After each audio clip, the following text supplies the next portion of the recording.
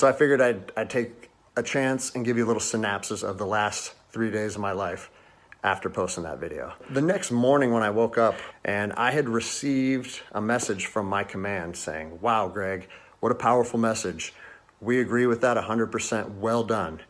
And that was actually a relief for me because I was like, great, I know that it's risky putting something out like that, but I felt like it was so grounded in integrity and liberty that no one would have an issue with it. And then fast forward 3 hours later, I get another phone call from my command and it said, hey Greg, the video's up to 400,000 views. It's time to pull the plug on this thing. And I immediately, it kind of caught me off guard because I said, why would we want to pull the plug on something that was already acknowledged as a good and powerful message from one law enforcement officer to others? I said, yeah, that doesn't really make sense to me. I think maybe we should embrace this message and we should share this with other officers. And he said, listen, it's not up to me.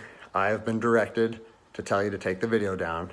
I said, no, I can't take the video down. The whole message that I was trying to share with people and impart on them is if you believe in something in your heart, you have to stand by that conviction, even if it costs you everything. I immediately started thinking about what are they going to try and gig me on? What did I do wrong? What policy did I violate? And I got called back a couple hours later, and by this time it was skyrocketing. Everyone in the agency was seeing it. Cops from when I was an officer down in Los Angeles, they were contacting me. I got a call and it said, listen, the video needs to be taken down right now and you need to accept a letter of reprimand. Or we're gonna take a very different approach to this if you say no again. I told them, no, I'm not gonna take it down. You do what you need to do. But the principle of it is rooted in truth and it was a positive message. They said they determined the video was a violation of policy and that if I wouldn't take it down, that allegations would be made against me. If you want me to take it down, I have to respectfully refuse. I was later contacted by the chief of police. He's someone that I have great respect for. He's a good man to work for. And he's the one that shot me straight. And he said, Greg, if you openly defy your governor, you can't be a police officer in the state of Washington. And I told him, I said, you know what, I can respect that.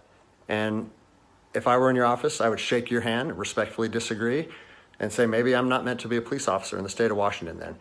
And here's my thoughts on that, okay? You have to do your research. You have to figure out what your true north is, what your truth is, and where you stand on issues. For me personally, I believe that the Constitution supersedes all other documents, all other laws. There's case law supporting that. If you look at Marbury versus Madison, 1803, it says any future laws created that are repugnant, meaning in conflict with the Constitution, are null and void. And I see people exercising constitutional rights. It doesn't matter if there's different executive orders, requests from mayors, requests from governors. To me, the Constitution supersedes that, and I'm gonna stand with the people. Well, unfortunately, higher up in all agencies, there's a political game being played.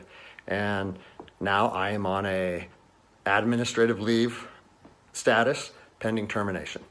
I was told by both the agency and the union that I was asked to take it down and I refused.